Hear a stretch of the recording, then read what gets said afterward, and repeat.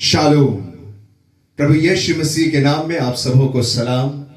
मैं पास्टर अभिनव पॉल आज की इस प्रातः की आराधना में आप सबका स्वागत करता हूं। परमेश्वर पिता का धन्यवाद देता हूं कि वो हमारी प्रार्थना सुनता है और इसलिए हम आनंदित रहते हैं, क्योंकि वो हमें हमारे कष्ट के समय में अति सहज से मिलने वाला ईश्वर है। लिखा है पहले यूहन्ना की पुस्तक उसके 8वें अध्याय 9वें पद में, यदि हम कहें कि हम में कुछ भी पाप नहीं तो अपने आप को धोखा देते हैं और हम में सत्य नहीं। यदि हम अपने पापों को मान लें तो वह हमारे पापों को क्षमा करने और हमें सब अधर्म से शुद्ध करने में विश्वास योग्य और धर्मी है। परमेश्वर पिता का इस जीवित वचन के लिए धन्यवाद देते हैं। आइए इस समय हम परमेश्वर की स्तुति करेंगे।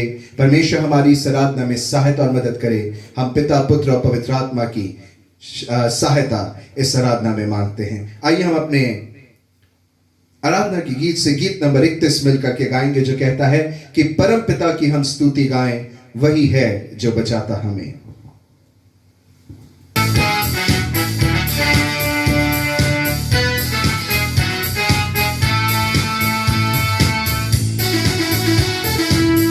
बड़े आनंद के साथ आइए इस गीत को मिलकर गाएं। परम पिता की हम स्तुति गावें, वो ही है जो बचाता हमें। परम पिता की हम स्तुति गावें, वो ही है जो बचाता हमें।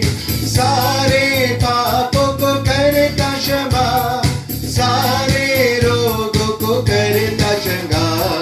परम पिता की हम स्तुति गावें, वो ही है जो बचाता हमें।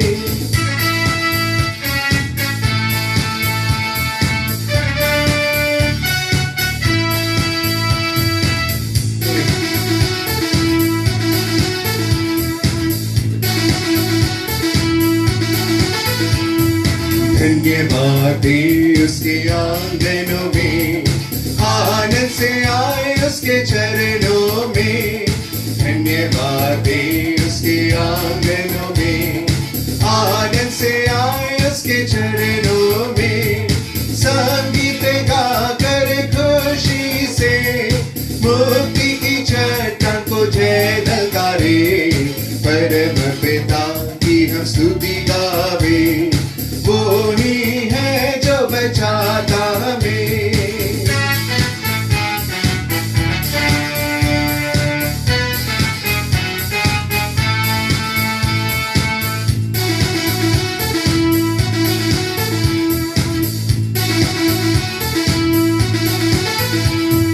वो भी हमारा है परम पिता, तरस खाता है सर्व सदा। वो भी हमारा है परम पिता, तरस खाता है सर्व सदा। पूरब से पश्चिम जितनी दूर, उतनी ही दूर किए हमारे गुनाह। परम पिता की हम स्तुति गावें, वो ही है जो बचाता हमें।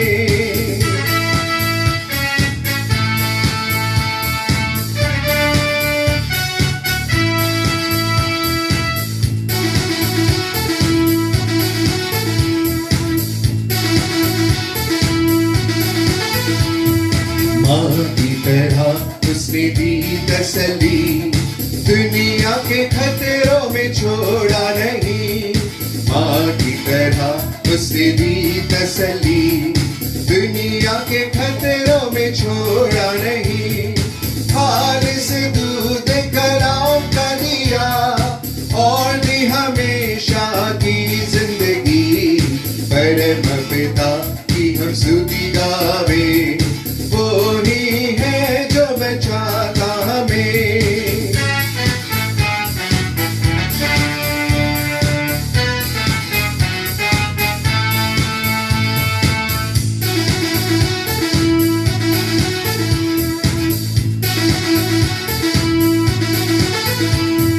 छुड़वाने की मानिंद ढूंढा उसने, पापों की कीट से निकाला हमें। छुड़वाने की मानिंद ढूंढा उसने, पापों की कीट से निकाला हमें। हमको बचाने को जान अपनी दी, ताकि हाथ में हम सिते रहे। परम पिता की हम स्तुति गावे, वही है जो बचाता हमें।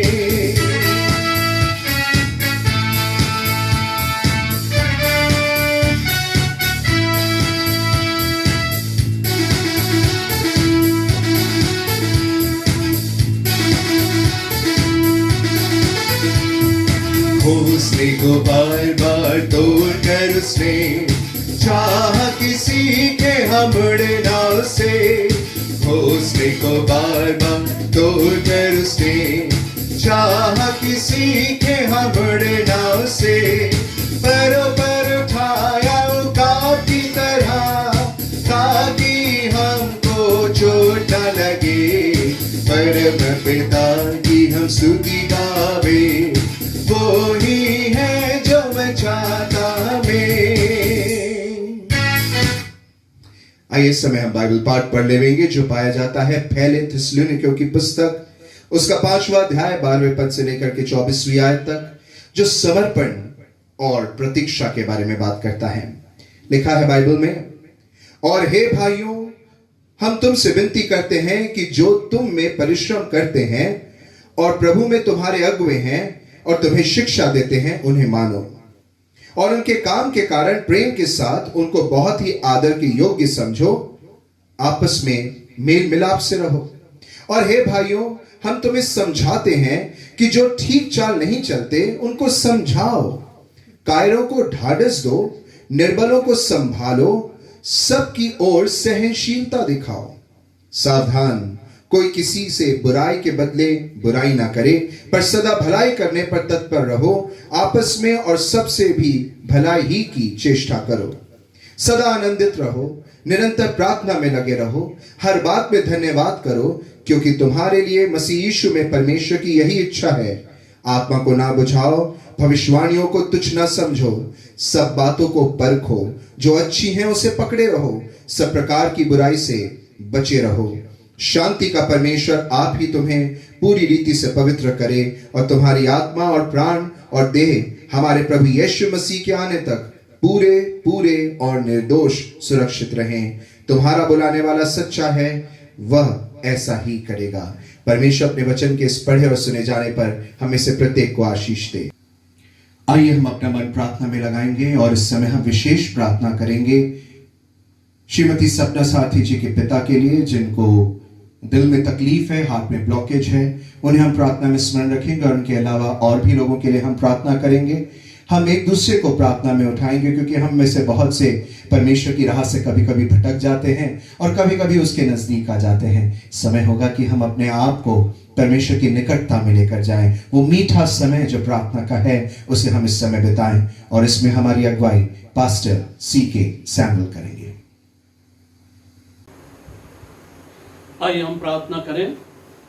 हमारे परमेश्वर पिता, परमेश्वर पुत्र, परमेश्वर पवित्र आत्मा, हम आज की आराधना के लिए, तेरी कलीसिया के लिए, तेरे किए हुए उपकार के लिए खुदा, आज हम सब के सब एक मन होकर तेरे चरणों में आते हैं। धन्यवाद धन्यवाद करते मेरे पिता, हमारे जीवन को आशीषित करने के लिए और तेरी कलीसिया को पवित्र बनाए रखने के लिए, अद्भुत युक्ति और पराक्रम में जय देने के लिए, स्वर्ग और पृथ्वी पर और पृथ्वी के निचली जगह पर कोई दूसरा ईश्वर नहीं मेरे प्रभु जो हमारी मदद करे, हमारी सहायता करे। एकमात्र यीशु नाम है खुदा जो तेरी कलीसिया को नया बल देती है, तेरी कलीसिया को पवित्र बनाए रखती है, तेरी कलीसिया को जीवित रखती है मेरे प्रभु। हमारा मन धन्यवाद से, आनंद से और खुशियों से भरा हुआ है।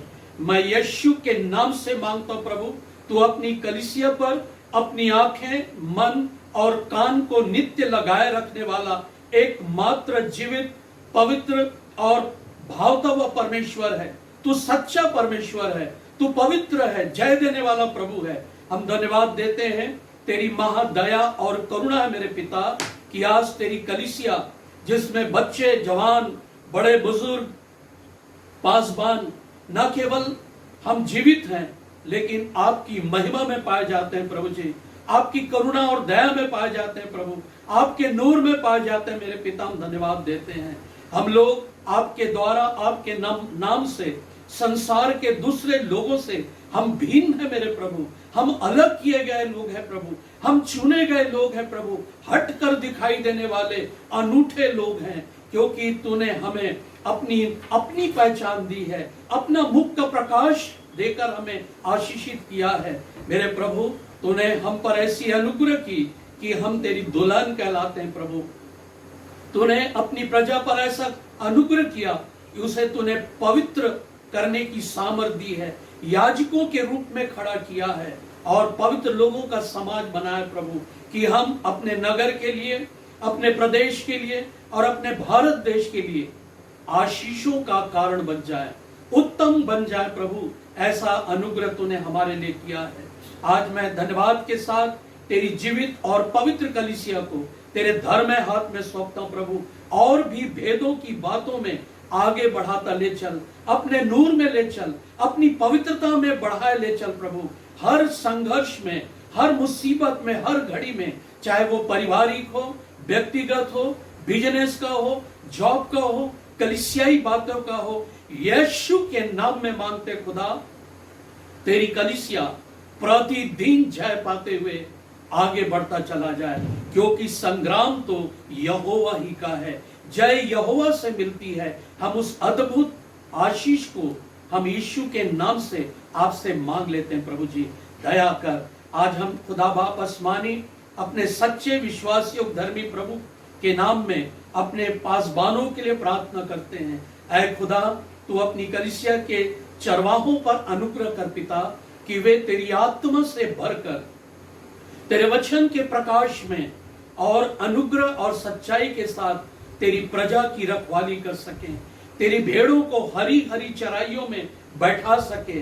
प्रतिदिन परमेश्वर उनको वचन से स्वर्गीय मन्ना परमेश्वर उन्हें देने वाले बन जाएं, ताकि कलीसिया उनके मुख से परमेश्वर की वाणी को सुनकर, उनके जीवन से, उनके चाल चलन से, उनके मिठास से, उनकी बोली और भाषा से, उनके प्यार करने के तरीके से कलीसिया मसीह यीशु में दृढ़ होती चली जाए। सियोन पर्वत की नाई वो दृढ़ हो जाए मेरे पिता, अटल हो जाए। इसलिए मैं कलीसिया के दोनों पासबानों को प्रभु एक बार फिर से आपके हाथ में सौंपते, उन पर, उनके परिवार पर, उनके बाल बच्चों पर भी आपकी अनुग्रह, दया और करुणा बहुतायत के साथ हो। कभी भी किसी भी परिस्थिति में उनका मन कच्चा न होने पाए, वे दृढ़ रहे, मजबूत रहे, क्योंकि उनके आगे आगे चलने वाला हमारा परमेश्वर यहोवा है। मेरे पिता, मैं प्राचीनों के लिए भी प्रार्थना करता हूँ, यीशु के नाम में कलीसिया के प्राचीन, कलीसिया के खंबे के रूप में, धधकती हुई आग के खंबे के रूप में, और ऐसे परमेश्वर तेजोमय होकर परमेश्वर कलीसिया की स्तुति ले, मानो परमेश्वर सचमुच में वे प्रभु के सामने खड़े हों। मेरे खुदा, ऐसा अनुग्रह कर, उन्हें भी अपनी आत्मा से भर दे मेरे प्रभु जी, अपनी ज्ञान और बुद्धि और समझ से ऐसा तृप्त कर मेरे पिता, कि वे संसारिक सोच से नहीं परंतु स्वर्गीय बातों की चिंता करते हुए, स्वर्गीय आशीषों को ध्यान में रखकर, स्वर्गीय ज्ञान और बुद्धि और समझ के द्वारा हर एक छोटी सी छोटी और बड़ी से बड़ी बातों का न्याय कर सके, और कलीसिया को बुराई से, क्लेश से, संकट से बाहर निकालने वाले बन जाए प्रभु। मैं प्रार्थना करता हूँ कलीसिया में महिला सभा के लिए। मैं प्रार्थना करता हूँ प्रभु, तूने एक अद्भुत संगठन के रूप में तूने उसे पवित्र घोषित किया कि वे आहें भर भर कर बयान से बाहर कलीसिया की उन्नति के लिए वो प्रार्थना कर सके, कलीसिया की तरक्की के लिए प्रार्थना कर सके, कलीसिया की बढ़ोतरी के लिए प्रार्थना कर सके। और बहुतेरे लोग इस नगर के हर जाति के लोग धारा के समान उनकी प्रार्थनाओं के द्वारा, उनकी संगति के द्वारा, उनके त्याग और बलिदान के द्वारा, उनके समर्पण के द्वारा धारा के समान इस कलीसिया में आराधना के लिए सच्चे विश्वासियों धर्मी प्रभु की संगति के लिए आने पाए। इसलिए महिला सभा को तेरे हाथ में सौंपता हूं। हर एक महिलाएं आत्मा से भरकर प्रभु अपने जीवन को और इस संगठन को आगे बढ़ा सके। मैं कलीसिया के जवानों को तेरे हाथ में सौंपता हूं प्रभु जी। हे मेरे परमेश्वर, ये स्वर्गदूतों की नाई दिखाई दें। यीशु के नाम से मांगता हूं, उनकी बोली भाषा, उनका चाल चलन प्रभु के योग्य ठहरे मेरे पिता। जब हम मसीही जवान का नाम लेते हैं मेरे पिता, स्वर्गीय आनंद का हमें महसूस होने पाए दिल में, ऐसी अनुग्रह कर। जवान दर्शन देखे, आत्मा से भरे हुए हो प्रभु जी, सामर्थ के काम करने वाले हो, प्रभु की इच्छा को पूरी करने वाले हो, प्रभु के भय में दिखाई दे मेरे पिता। चाहे वो जेल में डाले जाएं, चाहे वो सिंहों के मान में डाले जाएं, चाहे वो धधकती हुई आग के भट्टे में डाले जाएं, चाहे वो मगर बड़े मछली के पेट में डाले जाएं, यहोवा उनको बाहर निकाले। और उनके बाहर निकलने के बाद उस नगर में, उस शहर में, उस मोहल्ले में और उस प्रदेश में बड़ी जागृति आए, बेदारी आए। प्रभु, ऐसे जवानों के लिए हम प्रार्थना करते हैं। हम प्रार्थना करते हैं खुदा, अपने संडे स्कूल के लिए, उन बच्चों के लिए प्रार्थना करते हैं जो खुदा तूने हर एक परिवार को और कलीसिया को तूने अपने उत्तम भेंट के रूप में हमें दिया है। हम चाहते हैं प्रभु, ये बच्चे हर समय पासबानों के, माता पिता के, प्राचीनों के, महिला सभा के, जवानों के प्यार में, दिलडौल में, आशीषों में और स्नेह में और विशेषकर प्रभु की अनुग्रह में बच्चे बढ़ते चले जाएं। और जो शिक्षाएं उनको उनके टीचर उन्हें देते हैं मेरे परमेश्वर पिता, मैं विनती करता हूं वो वचन बचपन से लेकर बुढ़ापे तक के लिए उनके पांव के लिए दीपक और पथ के लिए उजाला ठहरे, ताकि जब वे होनहार हों, जब वे योग्य बने तो प्रभु के क्रूस को हर्ष के साथ उठाने वाले बने, अपने जवानी में अपने सृजनहार को स्मरण करें और सच्चे मन से उसे अपना प्रभु और स्वामी ग्रहण करें। एक बार फिर पूरी कलीसिया को तेरे हाथ में सौंपते हैं प्रभु जी। हमारी कलीसिया में बहुत तेरे लोग हैं जो इन दिनों में जॉब्स के कारण परेशान है प्रभु जी। बहुतों का जॉब चला गया प्रभु, बहुत तेरे लोग परेशान और हताश है, उनका परिवार टूट चुका प्रभु जी। मैं प्रार्थना करता यीशु के नाम में उनका जॉब पिता, पुत्र, पवित्र आत्मा के नाम से उन्हें मिलने पाए, उनका दुख आनंद में बदल जाए और ये जॉब आपके नाम से, आपकी ओर से उन्हें प्राप्त हो। मैं प्रार्थना करता हूं प्रभु जी, बहुतों का बिजनेस बंद हो चुका है, यीशु के नाम में या तो कमी आ गई है, यीशु उनका जॉब परमेश्वर पिता, परमेश्वर पुत्र, परमेश्वर पवित्र आत्मा के नाम से ऊंचाइयों में हो, ताकि वो 100 गुना फल लाए। हम प्रार्थना करते हैं, हमारी कलीसियाओं में बहुत लोग कोरोना के कारण बहुत परेशान हैं, एक दूसरे से नहीं मिल पा रहे हैं, एक दूसरे के घर में नहीं जा पा रहे हैं। मेरे खुदा, हम सब एक मन होकर अपने अपने पापों को मानते हुए, अपने अपने अपराधों को स्वीकार करते हुए यीशु के नाम से मांगते मेरे खुदा, हमारे नगर से, हमारे प्रदेश से और हमारे देश से भी इस प्रकार की घृणित बीमारी जो मृत्यु को उत्पन्न करती है, परिवार से दूरी करती है, आराधना करने में वंचित करती है, नष्ट हो जाए यीशु के नाम में, ताकि हम लोग पहले से भी बढ़कर एक मन होकर प्रभु की इबादत कर सके। हम प्रार्थना करते हैं प्रभु, बहुत से लोग इस कोरोना कारण इस पृथ्वी से कूच कर गए, मैं उनके परिवारों को आपकी शांति देना चाहता हूं प्रभु। आप अपना सामर्थ्य हाथ बढ़ाइए प्रभु, अपनी शांति उन्हें दे, अपनी उपस्थिति में प्रभु उनका अकेलापन उस परिवार का आप दूर करें ईश्वर राजा। हमारी कलीसिया में बहुत लोग हैं प्रभु, हमारे भाई सारथी के फादर इन लॉ जो बीमार हैं, हम उनके लिए प्रार्थना करते हैं यीशु के नाम में। हे मेरे प्रभु, आपकी आत्मा के द्वारा, आपके वचन की सहायता से वो चंगे हो जाएं यीशु के नाम में। इसी वक्त यीशु ने उठाकर खड़ा करे। हम छोटे जो नए बच्चे हैं प्रभु जी, जो महीना भर, 1.5 महीना, 2 महीना, 3 महीने के हैं, हम उनके लिए भी प्रार्थना करते हैं। मौसम से होने वाली बीमारियां और भी खान पान से होने वाली बीमारियां यीशु के नाम में उनके अंदर से जाती रहे। प्रभु स्मरण कर, वे आपके उत्तम भाग हैं, वो आपके प्रतिफल है प्रभु। वे हष्ट पुष्ट रहें, निरोग रहें और तंदुरुस्त रहें। हम श्रीवास के लिए भी प्रार्थना करते हैं, यीशु के नाम में श्रीवास बच जाए और परमेश्वर उसे उठाकर खड़ा करे और वो प्रभु की गवाही अपने होठों के द्वारा पड़ोसियों में, रिश्तेदारों में, कलीसिया में देने वाला बने। ऐसी अनुग्रह कर। हम अपने पासवान के परिवार के लिए भी प्रार्थना करते हैं, उनके मामा पापा के लिए, मम्मी पापा के लिए, परिवार के हर एक सदस्यों के लिए। तूने बीते दिनों में उन्हें जय दिया, बीमारियों से जय दिया, आपकी स्तुति करते हैं। जिस परिवार ने हम सबको जय दिया, वही परमेश्वर उन सबको भी जय दे जो इन समय क्लेश से गुजर रहे हैं, बीमारियों से गुजर रहे हैं, तकलीफ और पीड़ाओं से गुजर रहे हैं, चाहे वो किसी भी चर्च की क्यों ना हो।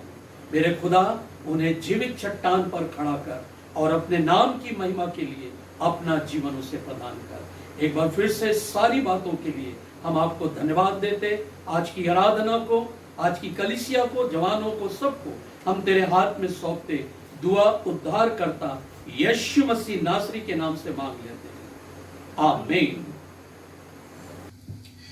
परमेश्वर का वचन हम में से प्रत्येक के लिए दीपक का काम करता है।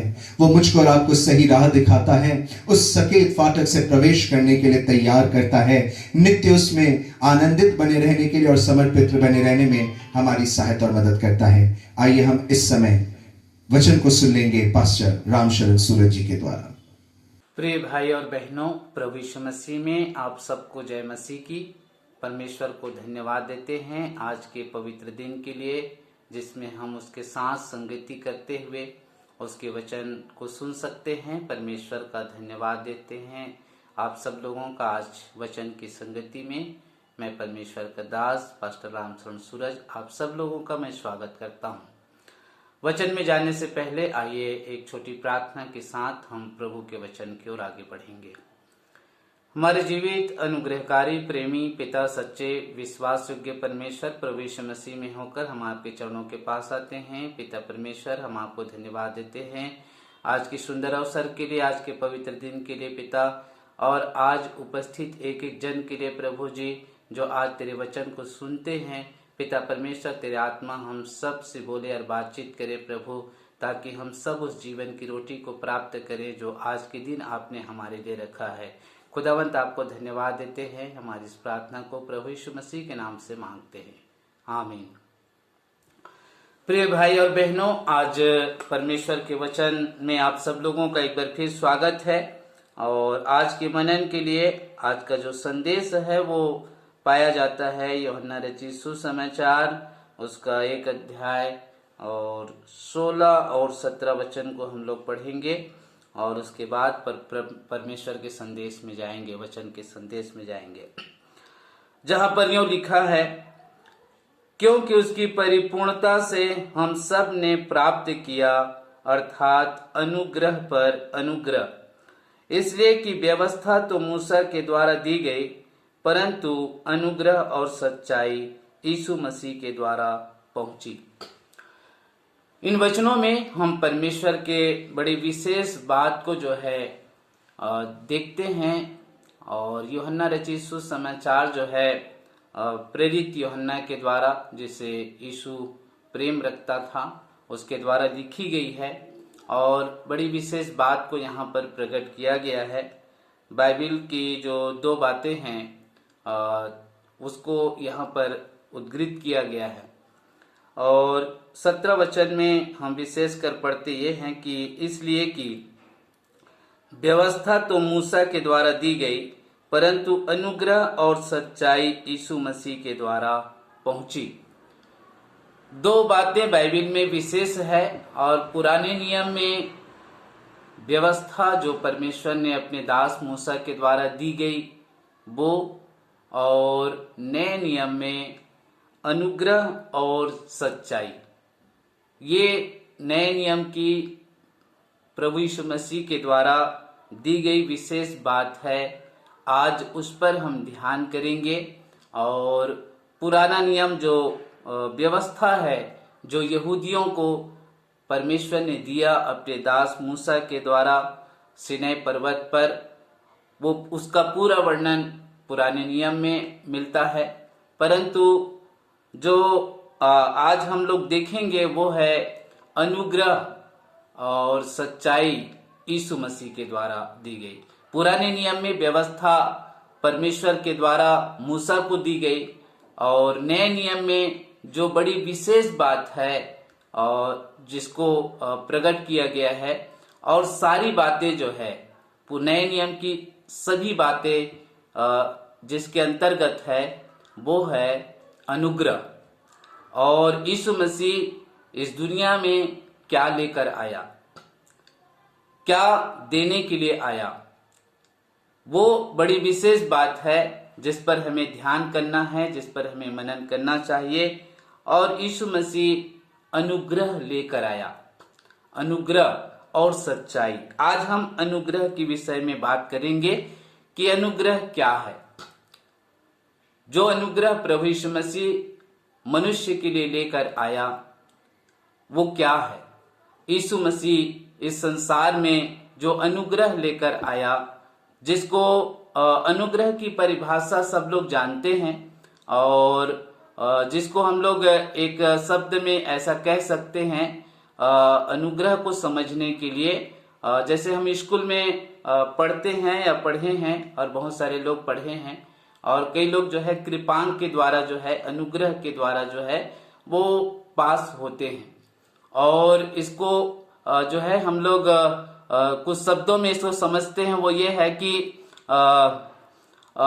अनडिजर्व्ड फेवर जैसे शब्द का उपयोग करते हैं कि ये अनुग्रह जो है वो ये है कि ऐसे मनुष्य का फेवर करना या तरफदारी करना जिसके योग्य वो नहीं है।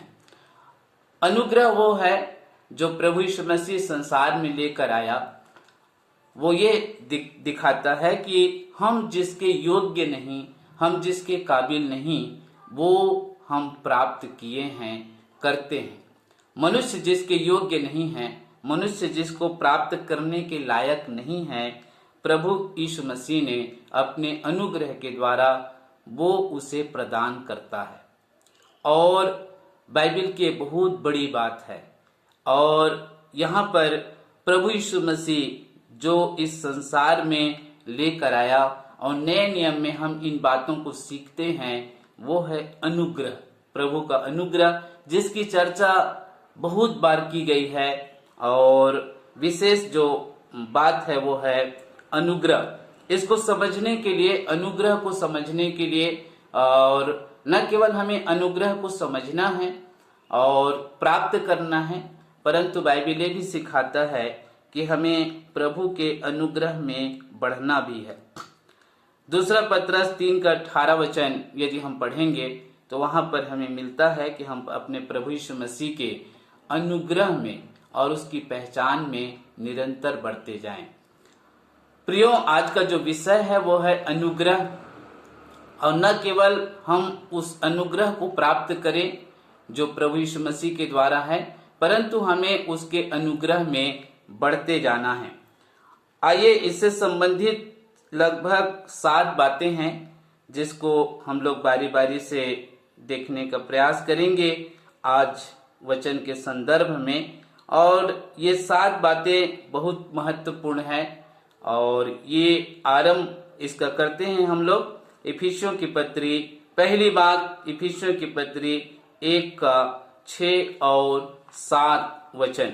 इफिसियों की पत्री 1 अध्याय उसका 6 और 7 वचन जो है, जहां पर लिखा है कि उसके उस अनुग्रह की महिमा की स्तुति हो जिसे उसने हमें उस प्यारे में सेत में दिया। हमको उसमें उसके लहू के द्वारा छुटकारा अर्थात अपराधों की क्षमा उसके उस अनुग्रह के धन के अनुसार मिला। जो अनुग्रह प्रभु यीशु मसीह का है, जो अनुग्रह हमें देने के लिए यीशु मसीह आया, वो सबसे पहली बात ये दिखाता है कि हमको उसमें उसके अनुग्रह के द्वारा से सेत में पापों की क्षमा और छुटकारा मिलता है। सेत में पापों की क्षमा और छुटकारा का प्रबंध प्रभु के अनुग्रह के द्वारा किया गया है। प्रियों, को समझने के लिए हम यदि बाइबल को पढ़ते हैं तो हम ये देखते हैं कि पापों की क्षमा प्राप्त करना और पापों से छुटकारा प्राप्त करना, पुराने नियम में हम इस बात को देखते हैं कि बिना बलिदान के जो है पाप क्षमा नहीं होता था।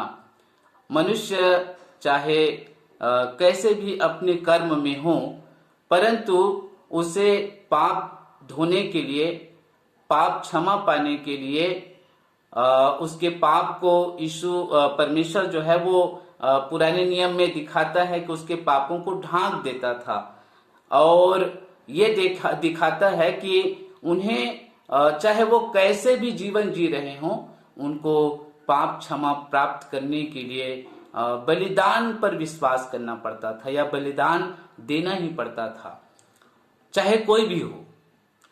और ये बात बहुत महत्वपूर्ण है।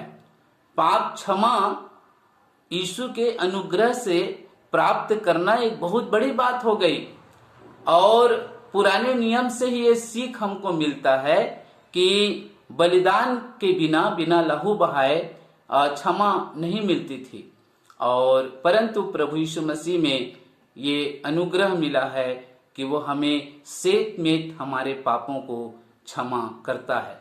अब हमें कोई बलिदान चढ़ाने की आवश्यकता नहीं है।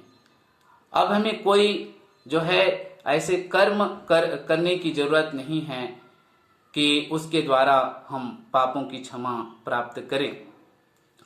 बलिदान पर विश्वास करने का मतलब यही है कि जो बलिदान किया जा रहा है उसके द्वारा ही तुम्हारे पाप क्षमा होगी, तुम्हारे पाप धोए जाएंगे, और इसको हमें समझने की बड़ी जरूरत है।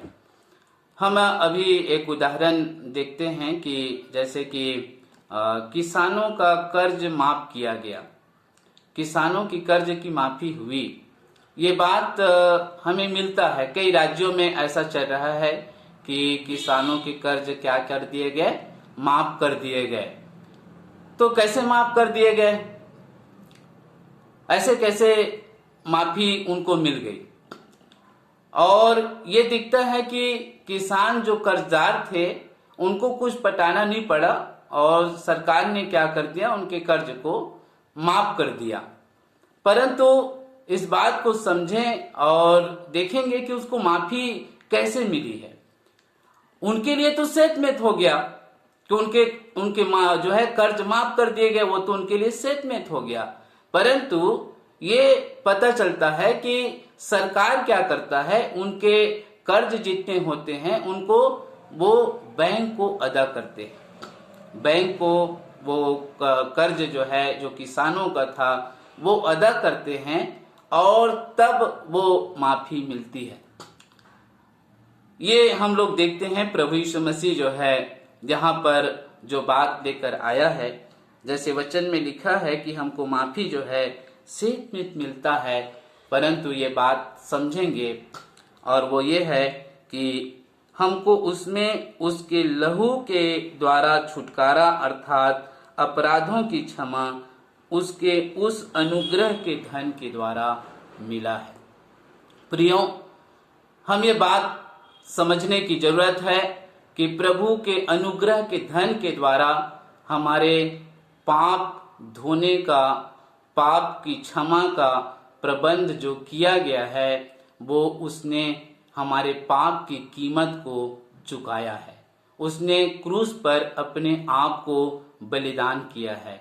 वो कोड़े खाया है, उसके हाथ और पैर कीले से छेदे गए हैं, उसका शरीर लहूलुहान किया गया है, उसके सिर पर कांटों का मुकुट रखा गया है, उसके सिर से लहू की धारा बहा है, उसके पसली से लहू की धारा बहा है। उसने हमारे पाप को, जो क्षमा के योग्य नहीं थे, हम जो पापी जीवन को जी रहे थे, हम पाप के दोषी थे, हमारे पाप को धोने के लिए, हमारे पाप को माफ करने के लिए, क्षमा करने के लिए उसने अपने आप को क्रूस पर बलिदान किया है। ये हमें समझने की जरूरत है, ये क्या है अनुग्रह प्रभु का जो लेकर आया है। और वो अनुग्रह ये है कि उसने हमारे पाप की कीमत को क्रूस पर चुकाई है। वो हमारे पापों को लेकर जो है वो क्रूस पर बलिदान हुआ है। यही है प्रभु का अनुग्रह, और जो हमें सेत में हमारे पाप की क्षमा होने का प्रबंध उसके द्वारा किया गया है। और वो पाप की क्षमा जो है हमारा उसी दिन हो गया। हमें स्वीकार करने की जरूरत है, हमें मानने की जरूरत है, हमें विश्वास करने की जरूरत है। इसमें किसी प्रकार के कर्म नहीं, परंतु विश्वास करने की जरूरत है। हमें वो पाप की क्षमा कब मिलेगी? कब मिलेगी हमारे पाप की क्षमा? क्या हमने पाप की क्षमा को पा लिया है? क्या हम ऐसा जो है निश्चित हो गए हैं कि हमारे पाप सच में क्षमा कर दिए गए हैं? कब हो गए पाप क्षमा? बहुत लोग विश्वास करते हैं कि अब हम पाप की क्षमा जो है मांगेंगे, पश्चाताप करेंगे तो परमेश्वर पाप क्षमा करेगा। मैं उसके सामने अपने पाप के लिए रोऊंगा, गिड़गिड़ाऊंगा, माफी मांगूंगा, आंसू बहाऊंगा तो मुझको पाप की क्षमा मुझको मिलेगी। परंतु बात ऐसा नहीं है, बात ऐसा नहीं है। हमारे पाप क्षमा जिस दिन प्रभु यीशु मसीह ने अपने आप को क्रूस पर बलिदान किया, जिस दिन हमारे लिए पाप की सजा मृत्यु को सही, जिस दिन उसने अपना पवित्र लहू हमारे पाप को धोने के लिए बहाया, उसी दिन हमारे पाप क्षमा हो गए। वचन में लिखा है, यदि हम अपने पापों को मान लें तो वो हमारे पापों को क्षमा करने और हमें सब अधर्म से शुद्ध करने में विश्वास योग्य और धर्मी है। पहला यूहन्ना 1:9 पर यह क्षमा जो है हमें उसी दिन प्राप्त हो गई है। और यही हमें मानने की जरूरत है, विश्वास करने की जरूरत है।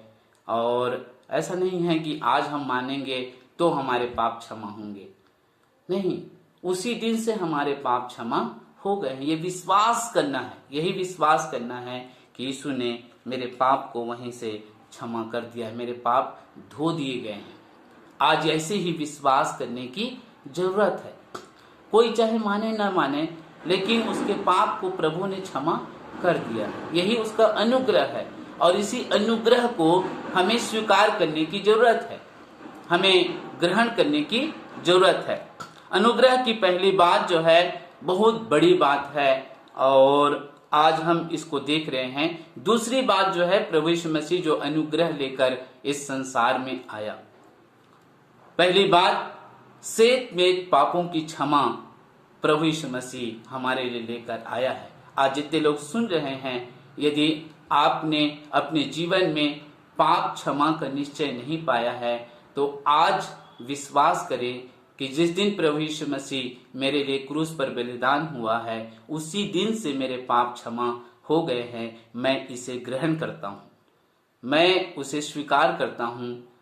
प्रभु का ये अनुग्रह है। आप निश्चय होंगे कि हाँ, मैं पाप क्षमा प्राप्त एक व्यक्ति हूँ, मेरा पाप धोया गया है। यही हमें विश्वास करने की जरूरत है। दूसरी बात जो है यदि हम पढ़ेंगे वो है रोमियो की पत्री 3 अध्याय उसका 24 वचन।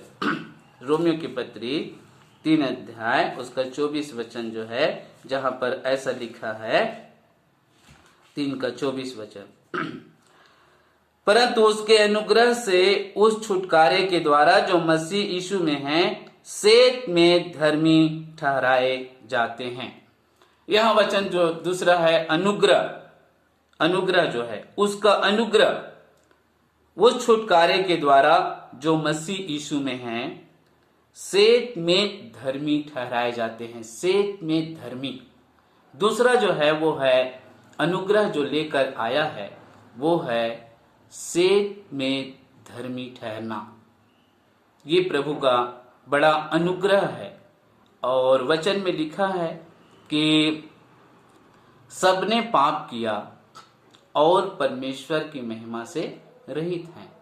वचन बताता है कि कोई धर्मी नहीं, एक भी धर्मी नहीं, कोई धर्मी नहीं, है ना। इसी अध्याय 3 अध्याय का 10 वचन जो है वो लिखा है कि कोई धर्मी नहीं, एक भी धर्मी नहीं। परंतु हम यहाँ पर ये देखते हैं कि हमारे लिए प्रभु यीशु ने अनुग्रह लाया कि हम उसके अनुग्रह के द्वारा, उसके छुटकारे के द्वारा सेत में धर्मी ठहराए जाते हैं। और ये क्या है, इसे हम कैसे समझेंगे, कैसे इसको हम लोग समझ सकते हैं? और ये वचन के द्वारा ही हम समझ सकते हैं। रोमियो की पत्री 5 उसका 1 वचन कहता है, सो अब जब हम विश्वास से धर्मी ठहरे तो अपने प्रभु यीशु मसीह के द्वारा परमेश्वर के साथ मेल रखें। यहाँ पर प्रियो हम लोग देख रहे हैं कि सबने पाप किया और परमेश्वर की महिमा से रहित हैं। कोई धर्मी नहीं, एक भी धर्मी नहीं।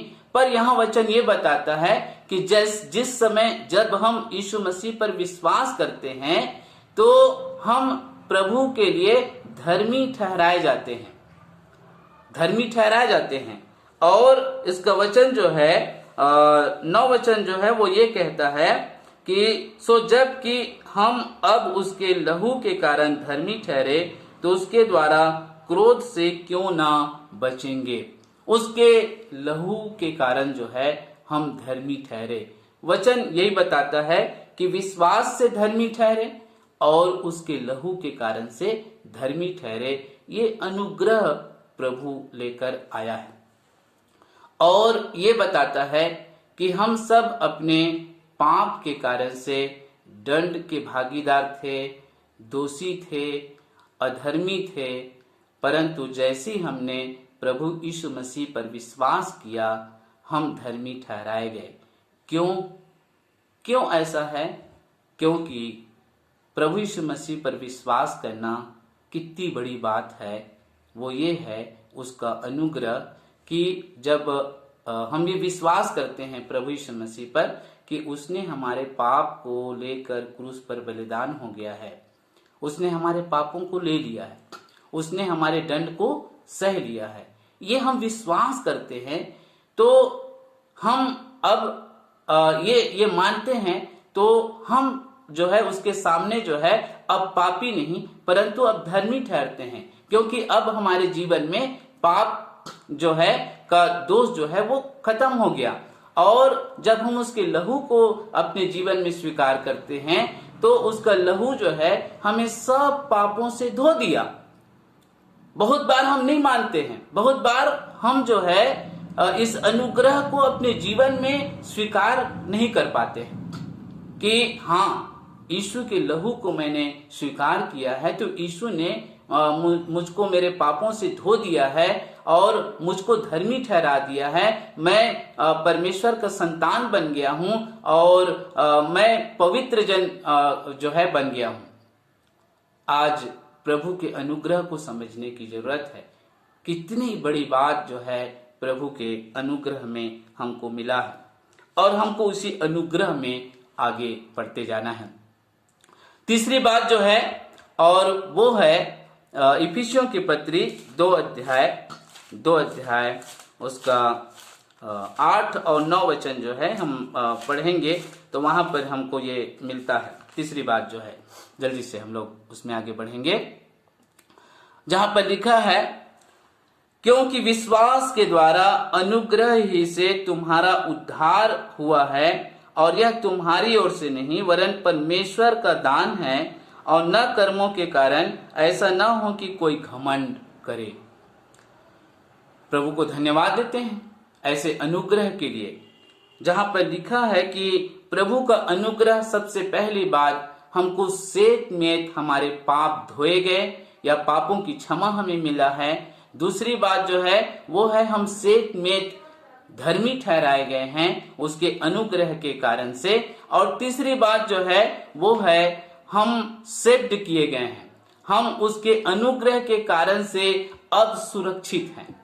पहले पापों में जीवन था, अनाज्ञा में जीवन था, अंधकार में जीवन था, पाप में जीवन था। जब हमने प्रभु यीशु मसीह पर विश्वास किया तो उसका अनुग्रह हम पर यह हुआ कि अब हम सेव्ड हैं, अब हम सुरक्षित हैं। वचन में लिखा है और क्योंकि विश्वास के द्वारा अनुग्रह ही से तुम्हारा उद्धार हुआ है, अर्थात हम बचाए गए, हम जो है छुड़ाए गए, हम उद्धार को प्राप्त किए, हमें वो उद्धार मिला है, हमने उसको पाया है।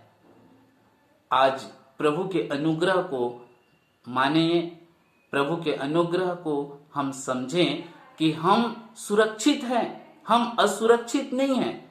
प्रभु यीशु मसीह ने अपने अनुग्रह के द्वारा से हमें सुरक्षित किया। जब हम पाप और अंधकार के जीवन में थे तो हम सच में असुरक्षित थे और हम अपने पापों में मरकर जो है नरक में चले जाते। परंतु प्रभु का अनुग्रह जो है वो बताता है कि हम अब सेफ हैं, सुरक्षित हैं, सेव्ड हैं, बचाए गए हैं। ये वचन हमें दिखाता है और वो है उसका अनुग्रह। लिखा ये तुम्हारी ओर से नहीं है वरन परमेश्वर का दान है। दान, अनुग्रह जो है वो एक दान के रूप में उद्धार हमें प्राप्त हुआ है और न कर्मों के कारण ऐसा ना हो कि कोई घमंड करे। परमेश्वर के अनुग्रह को समझना है कि प्रभु के द्वारा जो पापों की क्षमा है, धर्मी ठहराया जाना है और उद्धार प्राप्त करना है, ये कर्म से नहीं हो सकता। और ये कर्म से हो सकता तो प्रभु यीशु मसीह को बलिदान करने की जरूरत नहीं थी।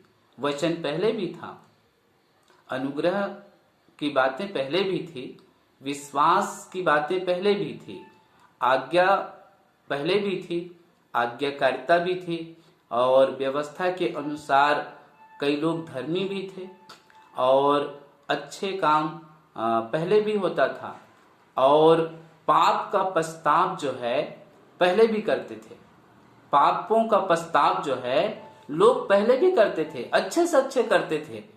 क्या दानियल ने नहीं किया, एजरा ने नहीं किया, दाऊद ने नहीं किया, सब ने।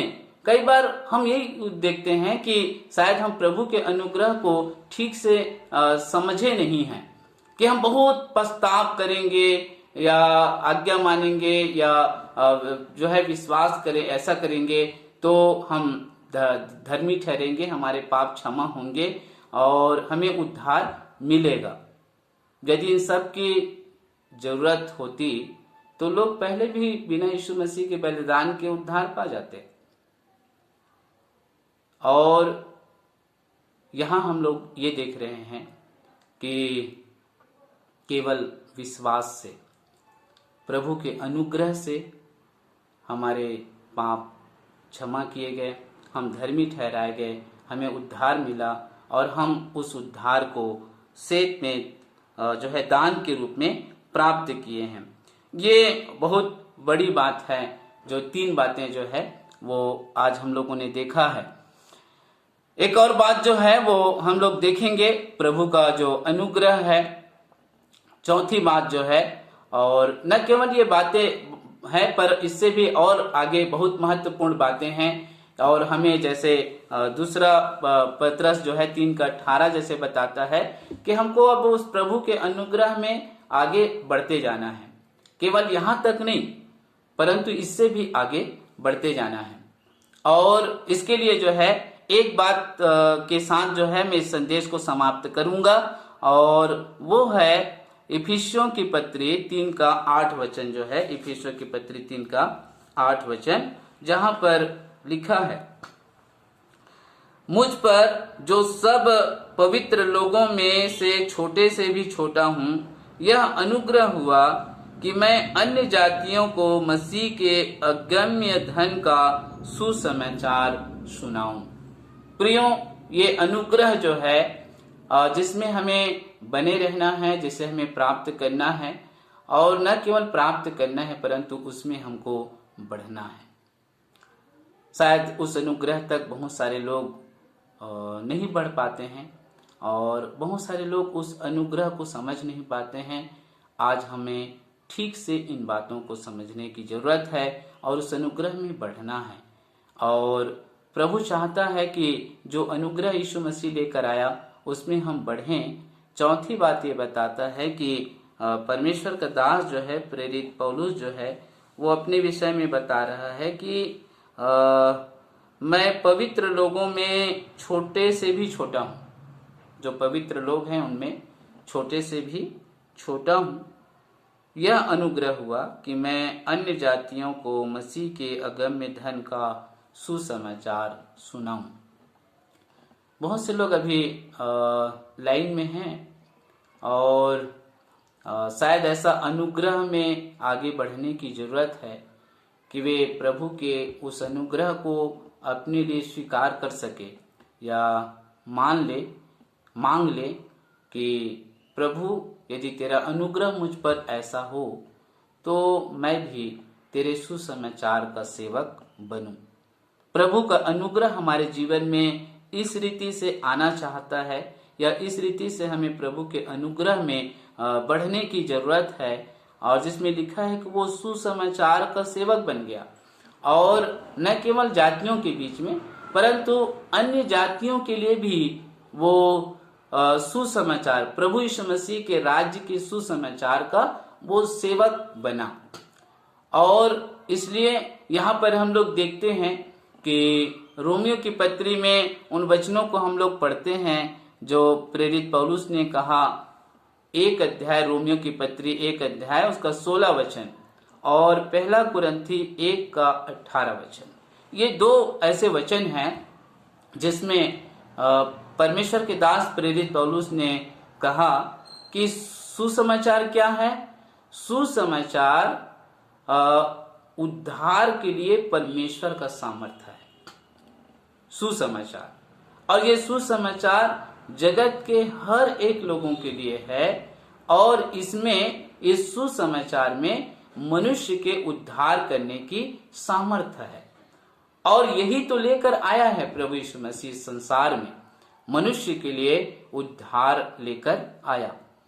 और आज ये दिखाता है कि हम प्रभु यीशु मसीह के अनुग्रह को अपने जीवन के लिए मांग सकते हैं और उसमें आगे बढ़ना है। ये संदेश देता है कि हम भी अन्य जातियों में या जो लोग प्रभु को नहीं जानते उन तक हमें इस उद्धार के सामर्थ्य को, जो परमेश्वर का सामर्थ्य है मनुष्य के उद्धार करने के लिए, सुसमाचार का सेवक बन सके। सुसमाचार का सेवक बनने के लिए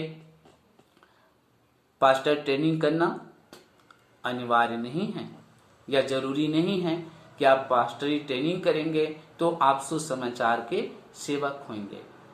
इसके लिए चाहिए प्रभु का अनुग्रह।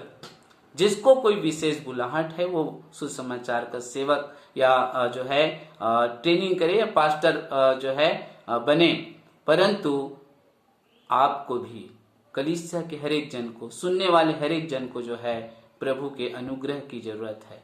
आज सुसमाचार की आवश्यकता है। हम सब यदि प्रभु के सुसमाचार के सेवक बन जाएं, ऐसा अनुग्रह यदि आप वहां तक नहीं बढ़े हैं, वहां तक नहीं पहुंचे हैं, तो उससे अवश्य उस अनुग्रह को प्राप्त करें। प्रियों, आज का जो संदेश है, 4 बातें हम लोगों ने देखी है परमेश्वर के अनुग्रह से। अनुग्रह वो है जिसके हम योग्य नहीं, वो हमें परमेश्वर प्रभु यीशु मसीह के द्वारा से देता है। और वो जो कुछ हम अनुग्रह के द्वारा प्राप्त करते हैं, पहली बात वो है पाप हमारे धोए गए, पापों की क्षमा हमें सेत में मिला है और ये प्रबंध प्रभु की ओर से हुआ है। दूसरी बात, हम सेत में धर्मी ठहराए जाते हैं। और तीसरी बात जो है वो है कि हम सेव्ड किए गए, हम सुरक्षित किए गए, हमें अनुग्रह के द्वारा उद्धार मिला है उसके दान के रूप में। और चौथी बात जिसमें हमें बढ़ना है वो है सुसमाचार की सेवक बनने की दिशा में हमें आगे बढ़ने की जरूरत है। परमेश्वर कलीसिया के और सुनने वाले हर एक लोगों को इन वचन के द्वारा से आशीष करें। आप सच्चे अनुग्रह में, प्रभु यीशु मसीह के सच्चे अनुग्रह में जो है आप बढ़ते जाएं, आप दिग्भ्रमित न रहें और प्रभु के अनुग्रह को पहचानें और उसमें होकर आप निश्चित होइए और निश्चय होकर प्रभु यीशु मसीह के उस जीवन और उद्धार में सतत आगे बढ़ते रहिए। परमेश्वर आप सब लोगों को बहुतायत की आशीष प्रदान करे। God bless you. प्रभु की महिमा हो। जय मसीह की। प्रभु के दास को उसके वचन की सेवकाई के लिए हम धन्यवाद देते हैं और पास्टर रामशरण सूरज पर परमेश्वर की अनगिनत आशीषों को मानते हैं। आइए इस समय हम अपने आप को प्रभु भोज के लिए तैयार करेंगे। वो ब्यारी और वो मेज जिसमें आने के पहले हम अपने आप को तैयार करते हैं ताकि ईमानदारी के साथ में इसमें शरीक हो सके। आइए हमारे संग आराधना की गीत से निकाले गीत नंबर 218, तूने ही यीशु हमको बचाया, और इसे हम मिल करके प्रभु भोज की तैयारी में गाएंगे।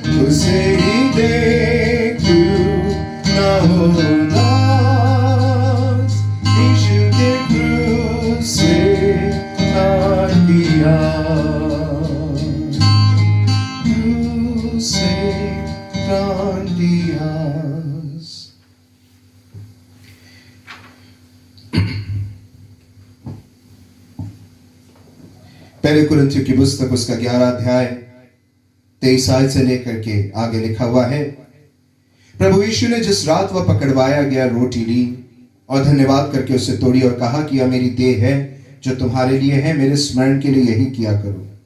इसी रीति से उसने ब्यारी के पीछे कटोरा भी लिया और कहा, यह कटोरा मेरे लहू में नई वाचा है, जब कभी पियो तो मेरे स्मरण के लिए यही किया करो। क्योंकि जब कभी तुम यह रोटी खाते और इस कटोरे में से पीते हो तो प्रभु की मृत्यु को जब तक वह ना आए प्रचार करते हो। प्रियो, इस स्थल को जब हम पढ़ते हैं तो यहां पर दो बातें बड़ी स्पष्ट प्रकट होती हैं। परमेश्वर का वचन में प्रभु यीशु मसीह कहते हैं कि यह रोटी जो धन्यवाद के साथ तोड़ी जाती है यह मेरी देह है। उसी रीति से फिर कहता है वचन, यह कटोरा मेरे लहू में नई वाचा है। जो यीशु का है वो मनुष्य के जीवन के लिए सार्थकता बनते चला जा रहा है, वो मनुष्य के जीवन के लिए बचाने का कारण बनते चला जा रहा है, वो परमेश्वर को महिमा देने का कारण बनते चला जा रहा है। आज एक प्रश्न के साथ में हम इस प्रभु भोज में शामिल होंगे कि जो कुछ मेरा है क्या वो प्रभु को महिमा दे रहा है? जो कुछ मेरा है कहीं मैंने उसे उस एक तोड़े वाले के समान दबा करके तो नहीं रख दिया? क्या जो कुछ मेरा है वो प्रभु का है? क्योंकि जो यीशु का था वो प्रभु के लिए था, उसकी देह प्रभु के लिए थी, उसकी लहू प्रभु के लिए था, ताकि उसके माध्यम से परमेश्वर बड़े कार्य कर सके। यह विचार बड़ा महत्वपूर्ण है कि परमेश्वर शायद बहुत बड़े काम नहीं कर पा रहा है क्योंकि हम अपना थोड़ा देने में सक्षम नहीं है। मेरे आपके पास बहुत कुछ नहीं है, परंतु जब हम अपने थोड़े को वहां लेकर आते हैं तो परमेश्वर से मल्टीप्लाई करके एक बड़ी आशीष में तब्दील कर देता है। स्मरण करिए कि उस समय अंद्रियास जब उस 5 रोटी और 2 मछली लिए हुए बालक को लेकर के यीशु मसीह के पास आया तो यीशु ने क्या किया? उस थोड़े को इतने में बदल दिया कि 12 टोकरियां बच गई। लोगों के लिए आशीषें उमड़ती हुई बन जाएंगी प्रियो, अगर मैं और आप अपने थोड़े को देना सीख जाएं। आइए इस भाव के साथ इस पर प्रवेश करें कि हम प्रभु को जो मेरा है उसे दें, ताकि उससे परमेश्वर की योजनाएं पूरी हो, उससे परमेश्वर की बड़े कार्य पूरे हों। क्योंकि अगर हम पीछे हटते हैं तो प्रभु का कार्य तो नहीं रुकता, लेकिन हम जरूर रुक जाते हैं। प्रभु के लिए छोटी बात, हमारे लिए बहुत बड़ी बात। आइए अपने आप को सही रीति से इस मेज में शामिल होने के लिए समर्पित करें।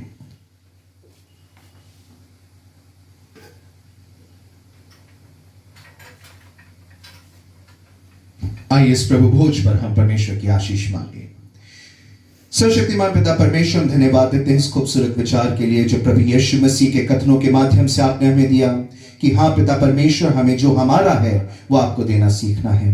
हम तो नाप तौल के देते हैं पिता परमेश्वर, परंतु आप आकाश के झरोखे खोल करके हमें देते हैं। प्रभु हमारा देना आप सा हो जाए, वो कुड़कुड़ाना वाला ना हो प्रभु जी, वो समर्पण के साथ देने वाला हो प्रभु जी, वो आप पर आशा धर करके देने वाला हो पिता परमेश्वर। हो सकता है हमारा देना उस समय हमें भारी लगे प्रभु जी, लेकिन वो आगे चल करके आपके नाम की महिमा का कारण बन सकता है प्रभु जी। और उससे जब हम जुड़ जाते हैं तो हमारा जीवन धन्य हो जाता है प्रभु जी। आपके इस सुंदर उपाय के लिए जो प्रभु यीशु मसीह के देह के तोड़े जाने और उनके लहू के बहाए जाने के माध्यम से हमारे जीवन में हुआ, उसके लिए आपको धन्यवाद देते हैं प्रभु जी। इस पर आशीष देना, जितने लोग इसे ग्रहण करते हैं उन्हें भी आप आशीष देना। इस विनती को प्रभु यीशु मसीह के नाम से मांगते हैं प्रभु जी, सुनिए और कबूल कर लीजिएगा, आमीन।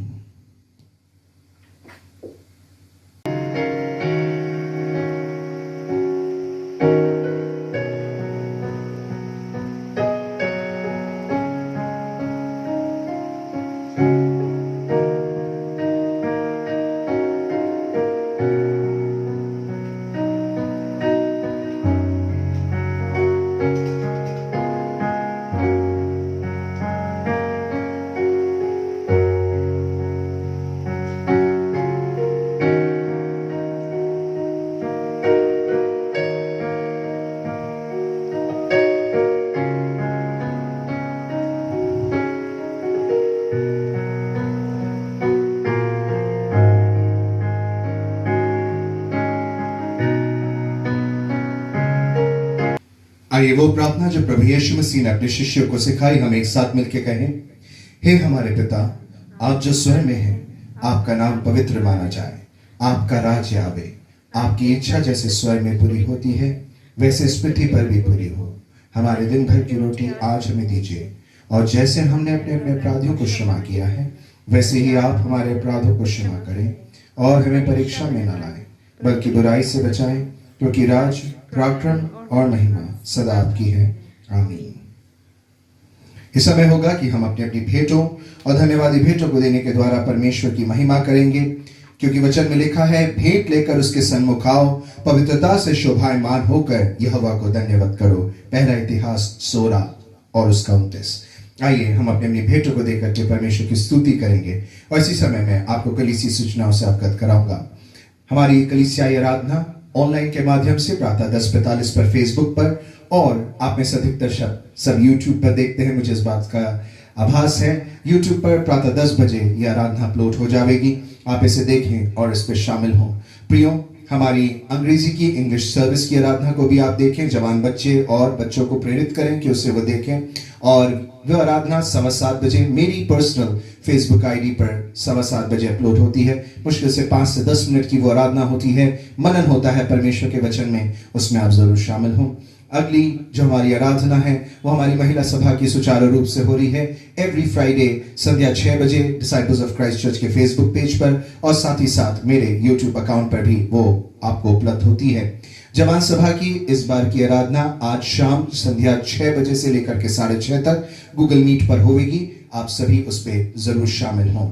इसके अलावा हम प्रार्थना के लिए भी समय निकाल रहे हैं, और मेरी कुछ लोगों से सदस्यों से बात हुई है जो इस प्रार्थना आराधनाओं को आने वाले समय में लीड करेंगे, जिसकी सूचना मैं आपको बहुत जल्द फिर व्हाट्सएप के माध्यम से दूंगा। ये आराधना हमारी थर्सडे को गूगल मीट और जूम पर होगा करेगी, जिसमें आप अपने प्रार्थना निवेदन को मुझे भेज देवें, और प्रार्थना योद्धाओं तक मैं उस निवेदन को पहुंचाऊंगा जो ना सिर्फ उस दिन परंतु नित्य इसके लिए प्रार्थना करते रहेंगे। अगर आप इस प्रार्थना टीम में शामिल होना चाहते हैं तो आप अपने नाम को लिख करके और ये लिख करके कि मैं प्रार्थना टीम में शामिल होना चाहता हूं, मुझे व्हाट्सएप पे मैसेज भेजें, ताकि उस ग्रुप में मैं आपको जोड़ सकूं और आप तन्मयता के साथ में प्रार्थना में लग जावें। कलीसिया के बुजुर्गों को प्रार्थना में स्मरण रखें, चाहे वो सैमुअल मां साहब हो, या फिर रोजी नानी, या मिसेस मार्जी मसीह, मिसेस ग्रेस कमला पॉल, या फिर बेंजामिन नाना, और भी हमारे कलीसिया में बुजुर्ग लोग हैं, उनके लिए भी आप नित्य प्रार्थना करते रहे। विशेष करके 60+ जितने लोग हैं उनके लिए भी आप नित्य प्रार्थना करते रहे। धन्यवाद ज्ञापन है कलीसिया के समस्त परिवार को, राम परिवार की तरफ से बहुत धन्यवाद देते हैं कि उन्होंने हमारे परिवार के सदस्य भाई सुभाष चंद्र राम के बीमारी अवस्था एवं दिनांक 2/11/2020 को निधन पर जो प्रार्थनाएं एवं हमारे कार्यों में पूर्ण सहयोग तथा याद किया है। इस आकस्मिक निधन में हमारा परिवार शोक से भर गया है। आप सबों के ढाढ़स एवं सांत्वना से हमारा परिवार आप लोगों के साथ होने से इससे हमें शक्ति प्रदान हुई है। हमारा परिवार कलीसिया के समस्त परिवार एवं सदस्यों का हमेशा आभारी रहेगा। हमें विश्वास है आप सभी हमारे राम परिवार को अपनी प्रार्थनाओं में हमेशा याद रखें। धन्यवाद, सधन्यवाद। विनीत, अरविंद, अरुण राम जी एवं समस्त राम परिवार के सदस्य। आइए हम राम परिवार को भी अपनी प्रार्थनाओं में स्मरण रखें। श्री सुभाष राम न सिर्फ एक अच्छे लीडर परंतु एक विजनरी के तौर पर भी उन्होंने मत्को घाट मेले में काम किया और बहुत ही अच्छी अपनी सेवाओं को उन्होंने प्रदान किया। और हम वैसे ही प्रार्थना करते हैं कि परमेश्वर में उन्होंने एक नए जीवन को जरूर प्राप्त किया होगा और हम बहुत जल्द एक बार फिर से मिलेंगे। प्रभु इस शोकित परिवार को अपनी शांति प्रदान करें। आइए इन भेंटों के लिए हम परमेश्वर को धन्यवाद देंगे। समस्त आराधनाओं में हम शरीक होते रहें और जैसा वचन पढ़ा गया, जैसा वचन सुना गया, वैसे चलने का हम प्रयास करते रहें। आइए इन भेंटों के लिए प्रार्थना करेंगे और प्रार्थना में अगुवाई श्रीमती सृष्टि लाल करेंगी। समय होगा दुआ का। आइए हम इस दान पर परमेश्वर की आशीष मांग लें। आइए दुआ करें। हे दयालु सर्वशक्तिमान जीवित और सामर्थ्य पिता परमेश्वर, यीशु मसीह के नाम से हम आपके चरणों के करीब आते हैं। धन्यवाद देते हैं पिता परमेश्वर इस सुंदर दिन के लिए जो आपने हमारे जीवन में जोड़ा है, ताकि हम आज का दिन पिता परमेश्वर देख सकें। हम धन्यवाद देते हैं। विशेष धन्यवाद देते हैं पिता परमेश्वर इस मीठी संगति के लिए जिसे हम ऑनलाइन के जरिए प्रति सप्ताह हम अपने घरों से अटेंड करते हैं। बहुतेरे ऐसे हैं खुदावन जहाँ पर ऐसी कोई सुविधा नहीं है कि वो लोग ऑनलाइन के माध्यम से ऐसी संगति कर सकें, परंतु हम पिता परमेश्वर भाग्यवान हैं कि हम ऑनलाइन के जरिए आपकी स्तुति महिमा आराधना कर सकते हैं, आपका संदेश पिता परमेश्वर सुन सकते हैं। हर एक बातों में पिता परमेश्वर आप बढ़ें और हम घटें। आज का वचन जो हमारे बीच बोया गया पिता होने दीजिए वो 60 गुना नहीं परंतु 100 गुना प्रत्येक के जीवन में फल लाने वाला हो सके। विशेष प्रार्थना करती हूँ इस दान के लिए जो आज हमने अपने घटती बढ़ती में से दिया है पिता। होने दीजिए कि यह हमारा दान आपको ग्रहण योग्य होने पाए। होने दीजिए ये आपके राज्य की बढ़ती के लिए खर्च करने पाए। प्रत्येक बातों में पिता परमेश्वर मैं आपको धन्यवाद देती हूँ। आगे की शेष आराधना पर आपकी आशीष मांगती हूँ पिता परमेश्वर और इस छोटी सी प्रार्थना को यीशु मसीह के नाम से मांगती हूँ, आमीन। आइए अंत में हम आशीष के लिए अपने स्थान पर खड़े हो जाएं और अगले सप्ताह एक बार फिर से इस आराधना में हम मिलेंगे। आइए अपने स्थान पर खड़े हो जाएं। और अब जो हमें ठोकर खाने से बचा सकते हैं उस अद्वैत सर्वशक्तिमान पिता परमेश्वर का प्रेम, प्रभु यीशु मसीह का अनुग्रह, पवित्र आत्मा की शांति और सहभागिता हम में से समस्त विश्वासियों के साथ अब से लेकर सदा तक बनी रहे, आमीन। आप सबों को परमेश्वर बहुतायत से आशीष दे। दोबारा मिलेंगे। धन्यवाद।